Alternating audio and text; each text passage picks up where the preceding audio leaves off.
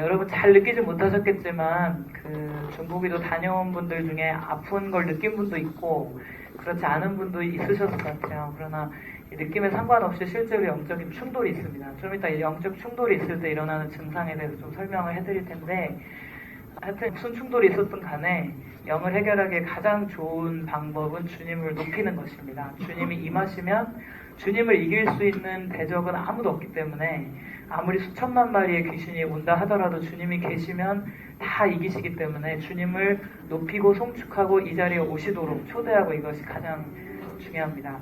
여러분이 그런 거 느끼실 수도 있고 아닐 수도 있지만 느끼든 아니든 굉장히 선명한 실제적인 흐름이다, 영의 세계는. 그리고 어두운 영이 있을 때와 그 주님의 천사들이 임할 때, 주님의 영이 임할 때 굉장히 다르다, 이런 것을 오늘 조금 같이 말씀드리고 얘기를 하려고 합니다. 그런 경험이 있으신 분도 있을 것 같은데요.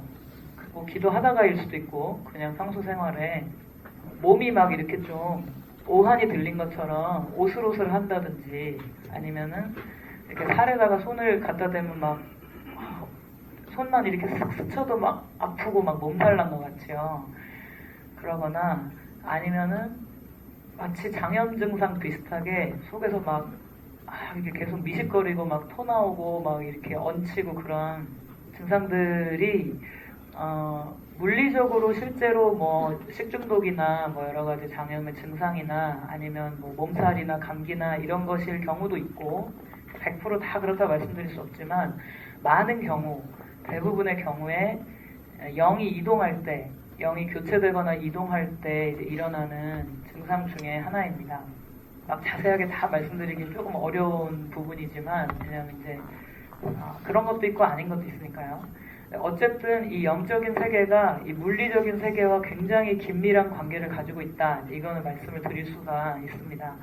옛날에 이제 제가 성경을 읽고 느꼈던 느낌이 뭐냐면, 그때 제가 늘 그 장면을 생각했어요. 뭐냐면 이 진열장이 있는데 진열장 안에 막 맛있는 게 엄청 있고 빵도 있고 뭐 막 있어요. 저는 그걸 이렇게 다 보고는 있어요. 막 맛있는 김이 이렇게 모락모락 나고 막 너무 맛있어 보이는 음식이 진열장 안에 있는데, 제가 먹으려고 손을 딱 대면 이게 유리가 막혀 있어가지고 닿지가 않는 거예요. 늘 이제 성경을 읽을 때나 신앙생활 할 때 마치 내가 그런 것 같다.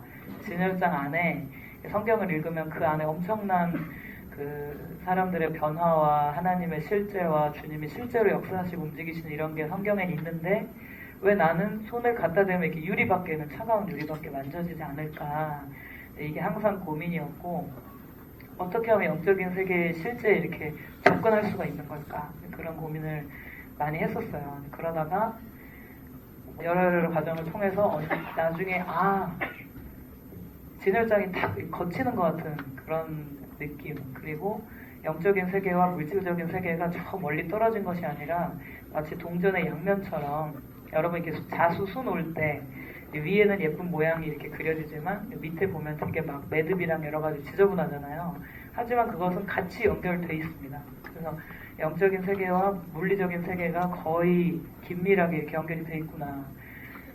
그래서 여러 가지 경험이나 뭐 상황이나 뭐 특별한 체험이 아니더라도 여러 가지 과정을 통해서 영적인 세계가 대단한 게 아니라 아주 나랑 피부에 맞닿게 이렇게 있는 세계이고, 이 세계에 접근하기 위해서 가장 필요한 것은 믿음이다, 이걸 알게 됐어요.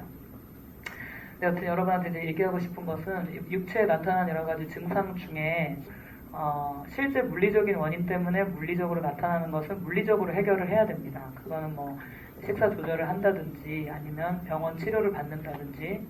근데 그렇지 않고 영계에서 움직이는 영계의 움직임 때문에, 영에도 영의 몸체가 있어요. 영계와 영계가 이렇게 충돌하면서 일어나는 영의 혼돈 때문에 이 육체에 나타나는 영이 막 이렇게 혼란하고 막 이렇게 여러 가지 과정을 겪으면서 육체가 느끼는, 영하고 육하고 아주 긴밀하거든요. 같이 이게 느낍니다. 그 느낌을 몸에서 느낄 때 나타나는 증상들이 참 많이 있어요.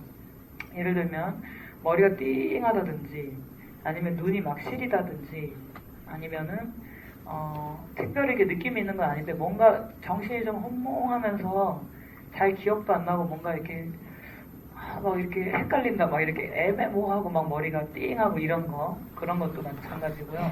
몸이 아프다든지, 몸이 막 부서지게 아프다든지, 이런 것도 영들의 움직임입니다. 실제로 거꾸로 이렇게 성령이 임하실 때 귀신을 부술 때도 그런 일들이 일어나고, 또 반대로 귀신이 사람의 몸에 침입할 때도 오슬오슬하다든지, 막 몸이 아프다든지 이런 일들이 일어나요. 그래서 무당들이 왜 보통 신내림 받을 때 몸이 막 아프다 그러죠. 막 추운 한기가 들리고, 그것이 영들이 이 물질 세계로 침입하는 과정입니다. 거꾸로 이 물질 세계에서 영들의 교체가 일어날 때, 예를 들면 악한 영이 몸에 자리 잡고 있다가 대적 기도를 한다든지, 아니면 누가 기도를 해준다든지, 아니면 내가 뭔가 마음에 변화가 생겨서 하나님께 헌신해야겠다라고 하면서 정화가 이뤄진다든지, 영이 바뀌게 되면 몸이 막 아픕니다. 그래서 예배 와서 예배 참석하는 분들 중에 그런 얘기 하는 분도 있어요. 예배 드리는데 몸이 쫙 늘어진다, 힘이 쫙 빠진 것처럼 몸이 너무 힘이 없고 늘어진다, 이런 얘기 하는 분도 있고, 아니면 몸이 막 아프다, 예배 드릴 때도 그런 경우 있고, 예배 드린 다음에 집에 가서 있는데 몸이 막 부서지게 아프다, 이런 것은 좋은 증상입니다. 이건 찬양과 기도를 통해서 이 공간에 흐르고 있는 하나님의 영이 그 사람의 영과 충돌하면서 영이 전환되고 있는 그런 과정이에요. 혹은 의식이 이렇게 갑자기 메시지 이렇게 말씀을 듣다가 머리가 멍해지면서 갑자기 아무 소리도 안 들리면서 띵해질 때가 있어요. 그럴 때도 이 메시지와 내 영이 이렇게 충돌하면서 잠깐 의식이 이렇게 이 영이 교환되면서 갑자기 딱 멈추는 경우도 있습니다. 아니면 머리가 핑글하면서 갑자기 좀 어지럽다든지, 하여튼 마음속에 뭔가 뭉클하고 찡한 게 나도 모르게 이렇게 막 올라온다든지, 아니면 이상하게 마음이 좀 가볍고 즐거워진다든지, 여러분에게 일어나는 이런 사소한 일들이 사실은 보이지 않는 세계에서 많은 일들이 일어나고 있는 것을 보이는 세계에서 잠깐 그 부분을 느끼는 것입니다. 사람들이 예배 드리는 걸 굉장히 형식적으로 생각하고 그냥 와서 주일날 예배 드리고 가고 이렇게 생각하지만, 실제적인 예배, 하나님의 영의 운행이 있는 예배는 그렇게 간단한 것이 아닙니다.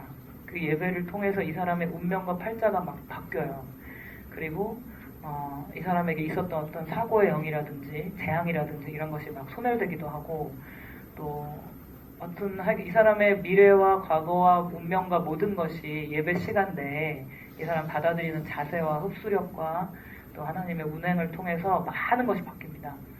그래서 많이 노력하는 것보다 사실 주님께 한 번 예배 드릴 때 우리가 이 땅에서 열심히 이것도 노력하고 저것도 해보고 이 방법도 써보고 막 물질계로 변화시키려는 많은 노력보다 한 번 하늘을 딱 향할 때, 주의 영을 부를 때, 그때 주님이 임하시면 많은 것들이 연계해서 이미 다 해결이 되면서 내가 특별히 노력한 게 아닌데 보이는 세계에서 모든 것이 이렇게 바뀌기 시작합니다. 그래서 예배가 엄청난 것이고 놀라운 것이고, 아마 가위 눌린 분들은 이런 거 해보셨을 텐데, 어떤 분이 변화된 삶의 간증방에 예전에는 가위에 눌렸었는데요, 그럼 이제 가위에 안 눌려요, 이렇게 쓸 줄 알았어요. 예전에 가위에 눌렸었는데 이젠 가위에 눌려도 무섭지 않아요? 가위에 눌리질 말아야지. 너무 웃겼어요. 그래도 이렇게 작은 거에 감사하는 아름다운 마음이구나. 눌려도 무섭지 않은 게 감사하면 이제 서서히 안 눌리게 되겠다, 이런 생각했는데, 가위 눌림도 비슷한 증상입니다. 여러분 자다가 그런 거 경험해 보셨을 거예요. 좀 예민한 분들은 좀 더 많이 경험하는데, 자고 있는데 누가 나를 막 이렇게 눌러요. 그래서 이렇게 눈 떠보면 뭔가 정체는 알 수 없는데 내가 막 눌러 움직이질 못하고 막 깨려고 애를 쓰는데도 안 깨지고 막 그러다가 어떻게 몸부림치다가 이렇게 탁 깨는 그런 거 경험해 본 분 손 들어보세요. 근데 꽤 많이 의외로 있어요. 예. 이런 것이 실제 잠을 잘 때 이 영의 세계와 이 교류와 어떤 충돌과 이런 게 있으면서 일어나는 증상입니다. 혹은 여러분 밤에 이렇게 길을 가거나 아니면은 집에 혼자 있는데 무슨 옷걸이나 아니면 쓰레기통이나 이런 거 봤는데 뭔가 처음에 그게 뭔지 모르고 있다가 누가 나를 보는 것 같아요. 딱 이렇게 봤는데 옷걸이에요. 옷걸이구나. 지나가다가 무슨 검은 그림자가 막 나타나서 막 괴물 같은 게 있는 것 같아서 딱 보면 쓰레기통이구나. 근데 사실은 그게 괴물이 맞아요. 이렇게 약간 정면으로 딱 볼 때는 물질계를 보게 되는데, 약간 이렇게 비스듬하게 볼 때는 그 감각을 통해서 느끼게 됩니다. 보이지 않는 세계의 느낌을 살짝 느끼게 돼요. 그래서 뭔가 뒤에 누가 따라오는 것 같다, 좀 으시시하다. 그러면 사실은 따라오는 거예요. 무섭죠.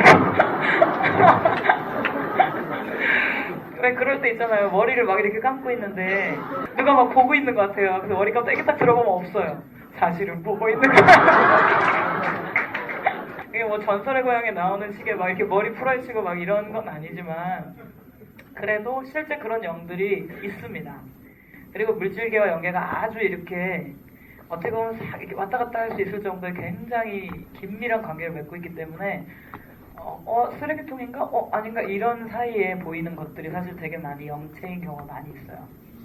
여튼 그래서 그런 뭐 문득 보이는 어떤 그런 약간 무섭다. 아이들은 그걸 훨씬 많이 봅니다. 그리고 뭐 가위 눌림이라든지 여러 가지 막 혼란한 증상이나 이런 것 중에 많은 부분이 악한 영들이 개입이 되어 있어요. 근데 가위 눌려본 분들 그거 경험하셨을 거예요. 제가 옛날에 아이들 가르치다가 불교신자 어떤 애를 가르쳤어요. 나중에 예수님 믿었는데 가위에 눌렸나? 뭐 그랬던 것 같아요. 그래서 그럴 때 예수님 이름을 부르라고 하여튼 얘기했는데 얘가 정말 딱 그랬을 때 예수님 이름 딱 부르니까 탁 이렇게 벗어나지더래요. 근데 이게 장난은 아닙니다. 실제로 영적인 세계에 아무리 뭐 무슨 부처의 이름을 부르고 뭐 공자의 이름을 부르고 무슨 다른 신 이름 아무리 불러도 하여튼 뭘 부르든 안 돼요. 그러나 예수의 이름을 딱 부를 때 예수의 이름이 하늘과 땅의 모든 권세를 주관하시는 하나님의 능력이기 때문에 예수의 이름 부르면 하늘이 딱 열립니다. 이게 영의 세계가 눈으로 보이든 아니든 상관없이 실제적으로 그래요. 그래서 예배를 드린다는 것이 얼마나 영광스러운 것인가, 그리고 예수의 이름을 한 번 부를 수 있다는 것이 얼마나 영광인가. 이 땅에 사는 동안 예수의 이름을 그냥 형식적으로 주문으로 부르는 것이 아니라 진심으로 주님 저를 도와주십시오. 예수님 이것을 한 번 부를 때 영적인 세계에서 우리는 보이지 않지만 우리 영은 하늘로 엄청난 속도로 날아 올라갑니다. 그래서 이제 귀신들이 가장 싫어하는, 가장 원치 않는 것이 예수의 이름에 의지하는 거예요. 이걸 방해하려고 사람들을 계속 속입니다. 보이지 않는 세계는 없다고 속여요. 아니면 보이지 않는 것보다 보이는 게 더 중요하다고 속입니다. 지금 뭐 네가 기도할 시간이 어딨냐, 열심히 이거 준비하고 막 해야지. 그리고 뭐 신앙이랑 뭐 이런 게 뭐가 중요하냐, 지금 네가 열심히 네 앞길 뭐 이렇게 해야. 하여튼 여러 가지 이유로 보이지 않는 세계보다 보이는 세계에 이 마음을 집중하도록 계속 속입니다. 그러나 성경은 분명히 얘기합니다. 보이는 것은 잠깐이나 보이지 않는 것은 영원하다. 이것은 시간상으로 영원하다 뿐 아니라 보이지 않는 것은 가변적이다, 그림자다.